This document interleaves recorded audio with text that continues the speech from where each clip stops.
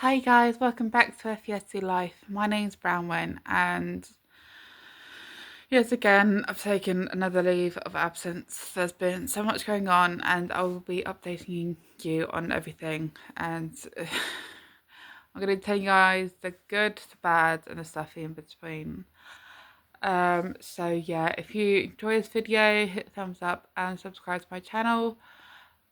I'd be so grateful if people could subscribe, honestly.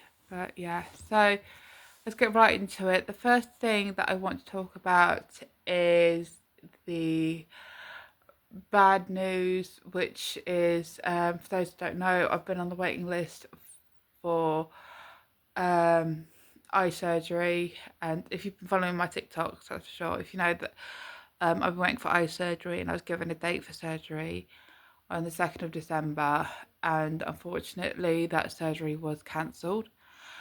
They, yeah, I did phone to ask if there was another slot, and they said they'd contact me.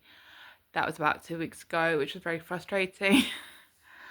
But yeah, I'm just leaving it in their hands. I'm just hoping I don't get another flare up with my eye.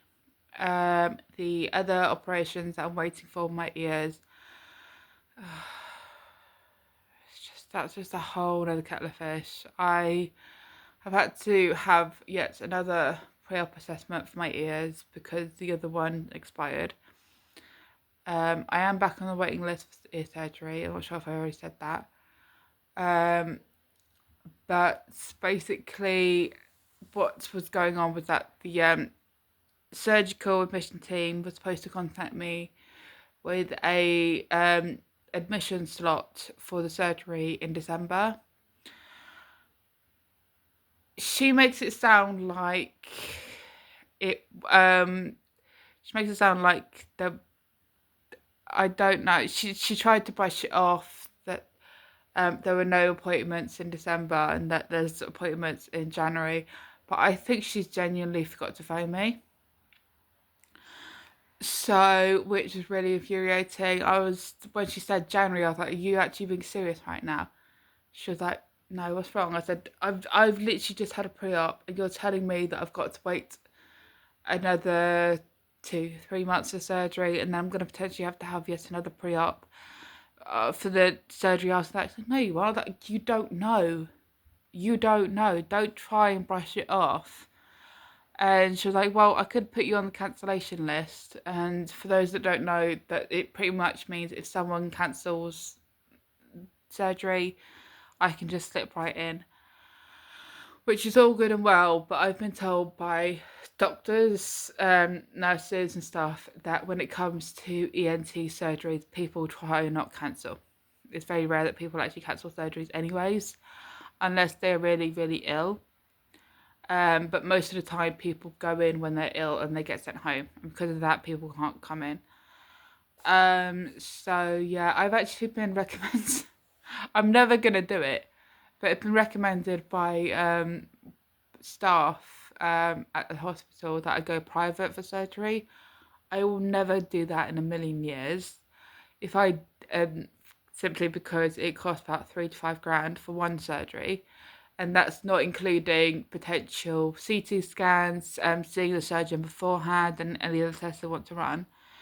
It's just, and the thing is, like I said, I never do it because it costs an absolute fortune.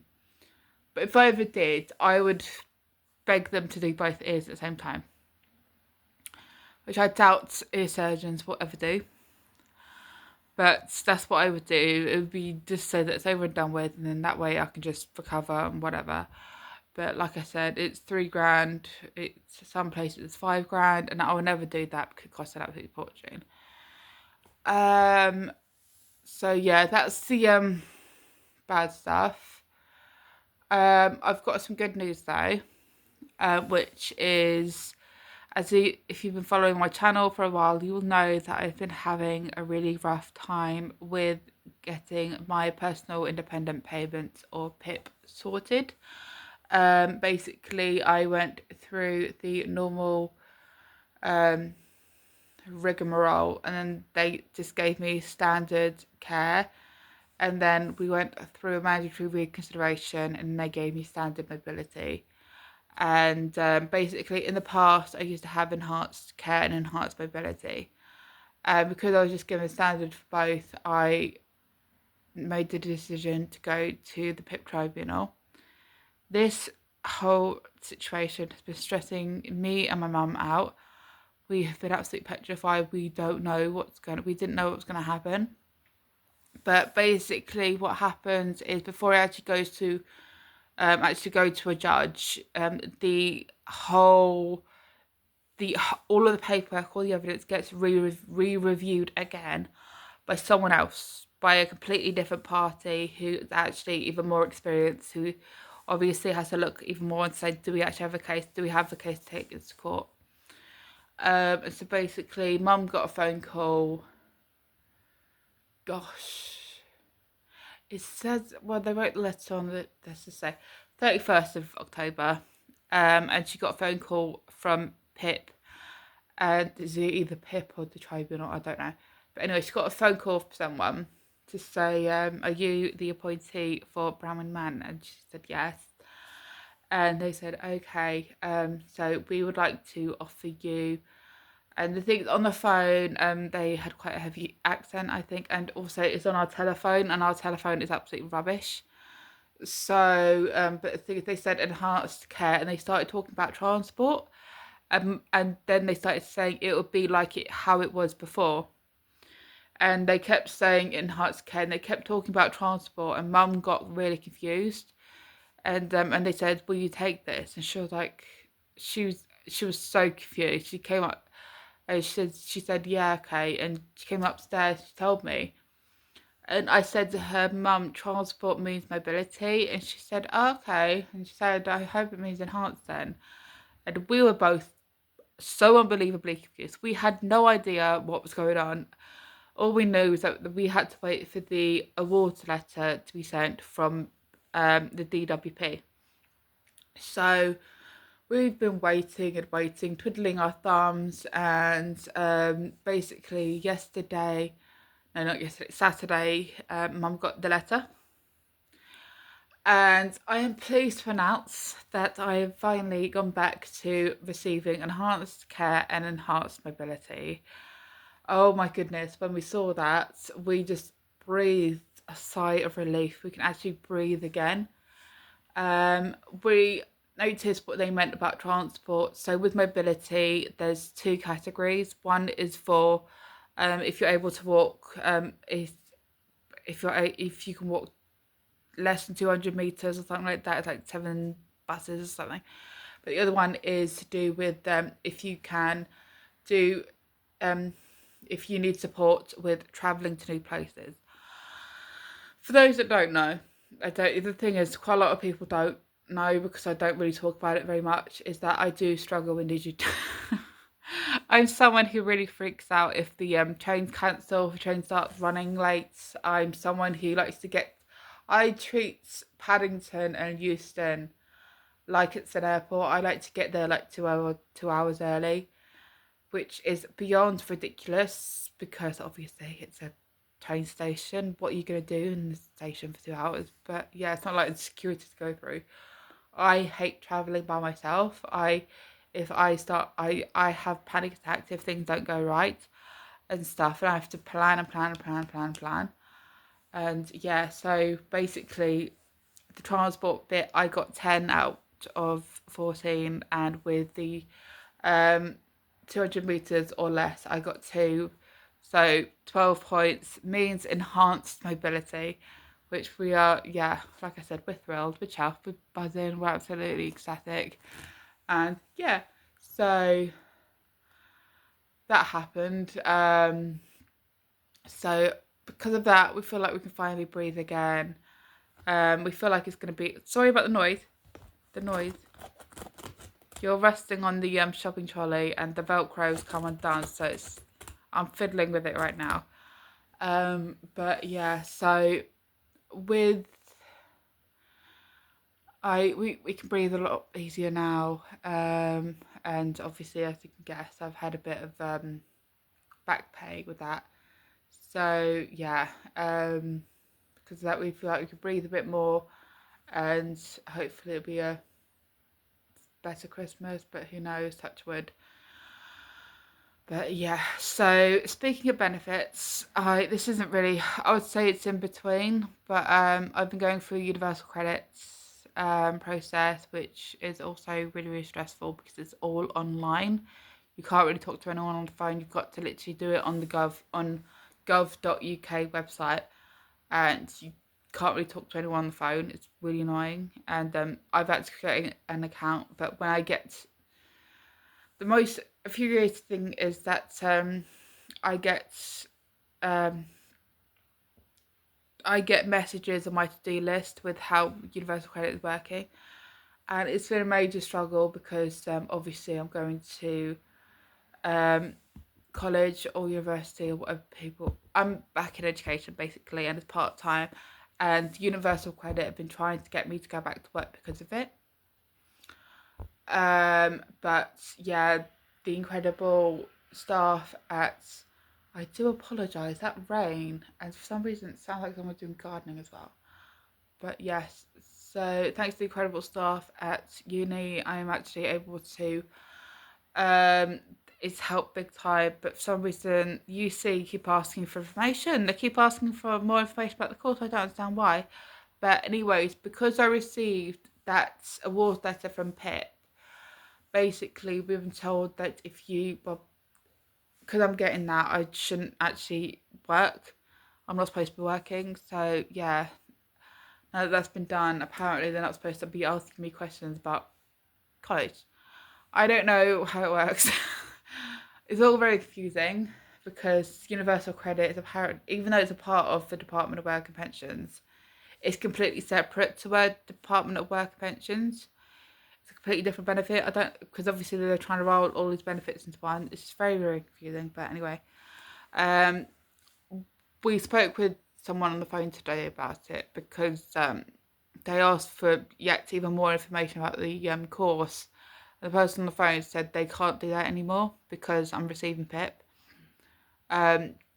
receiving enhanced PIP. So because of that, they said if I do get any more journal entries, to respond back and saying I'm receiving enhanced PIP. Please look at your records, stuff like that. So yeah, they should hopefully leave me alone, and hopefully by Friday or Monday I will start receiving universal credit. But I don't. The whole thing is just, it's annoying. But I'm not too stressed about money anymore, thank goodness. But as we all know, money doesn't last long at all.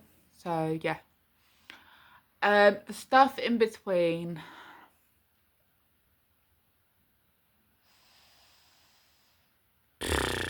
How do I do this? So I've been having a secret battle with my mental health. It actually got to a point of where I started feeling really dejected about doing stuff. I felt withdrawn.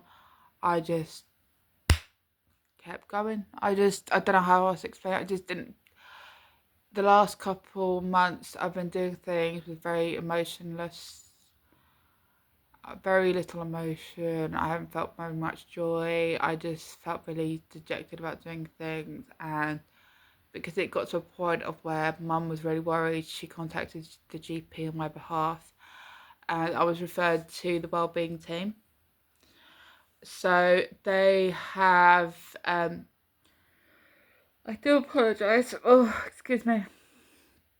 They have upped my dose of medication at long last. I've been begging for ages.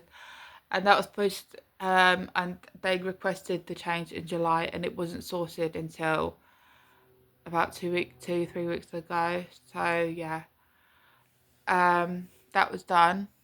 But I'm also now being seen by one of their people for a. I'm so sorry. I didn't sleep well last night. About the.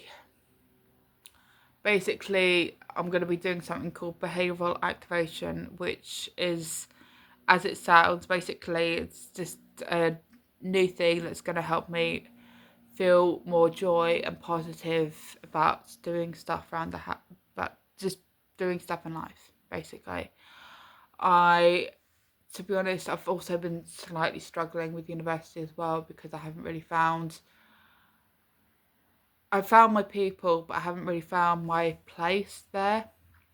I've been feeling like everyone's a lot better at it and stuff, but I've told the staff as well about my mental health, and they've been really supportive about it. They've said, listen, we're here for you, you don't have to be here all the time, just be here as much as you can and stuff, but if you ever do feel, just let us know and we will help you, support you. And they have been, and stuff, and they are thrilled that I've been really transparent about everything. But yeah, oh my goodness, I've been a lot better the last couple of weeks. Especially with medication increase at long last.